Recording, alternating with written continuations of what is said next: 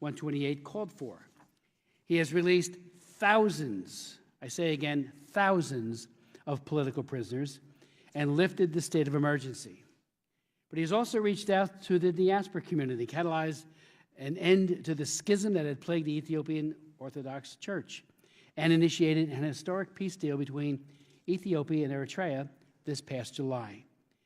Just a few weeks ago, Ranking Member Karen Bass and I visited, and our staff, the Ethiopian capital of Addis Ababa, where we met with Prime Minister Abiy, and a very broad array, of individuals and groups, including His Holiness Abun Matthias I. One impression I had was a profound feeling of change and optimism, the likes of which I have not seen in Ethiopia ever. For what he has accomplished in less than half a year, the Prime Minister deserves praise and encouragement. Yet we still must keep in mind that expectations have been raised. Thank you for the invitation to testify today on U.S. national interests and recent developments in Ethiopia. I also wanted to take the opportunity of this hearing, my first before you, to address Eritrea and the regional significance of the improving relationships between Ethiopia and Eritrea. As a former U.S. ambassador to Ethiopia, this topic is of great importance to me personally, so it is a real pleasure to be here with you today. Mr. Chairman, Ranking Member Bass, I also want to thank you for your recent trip to Ethiopia. I greatly appreciate the focus the Congress has on this region, which I believe is very important for our national interests, and I welcome the opportunity to discuss recent developments with the subcommittee. Allow me to open our time today with some thematic remarks on recent developments. In Ethiopia, Prime Minister Abiy Ahmed has initiated groundbreaking reforms across most every area of Ethiopian society since becoming Prime Minister on April 2nd, 2018.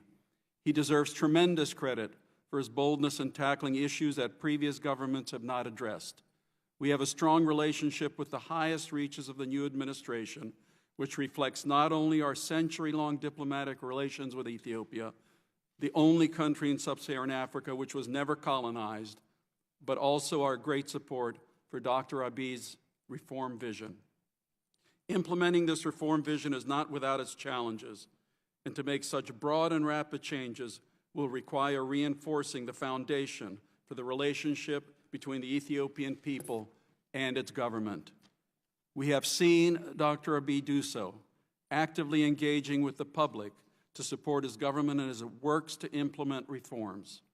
In July, he came to the United States to meet with the Ethiopian diaspora members, many of whom are enthusiastic participants in our own electoral process and care greatly for their homeland. Dr. Abiy has also taken dramatic steps to end the former government's repression of civil liberties, inviting a diversity of voices, including many who were previously criminalized, to participate in Ethiopia's future. Yet, strengthening institutions, setting the economy on a firm footing, and restoring stability to areas facing humanitarian disaster and ethnic conflict will not be done overnight. The expectations of the Ethiopian people are also incredibly high, and many of them are young. We estimate that there are around 70 million Ethiopians younger than 30, many of whom have participated in protests in recent years due to frustration with corruption and the lack of economic opportunity.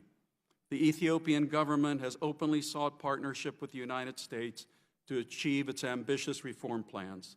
We have a tremendous opportunity to support Ethiopia as a friend and partner in the process. We are working to provide support to Dr. Abiy and his administration across all of these challenges as he continues his work in years ahead. But looking more broadly at regional issues, we enthusiastically welcome Dr. Abiy and Eritrean President Isaias Afwerki working together to end 20 years of conflict between Ethiopia and Eritrea. There is still much work to do to repair the consequences of the conflict for the peoples of both countries, especially in border regions. But we have already seen a tremendous outpouring of emotion on both sides supporting peace, and both governments have highlighted the positive consequences this will bring for the entire Horn of Africa.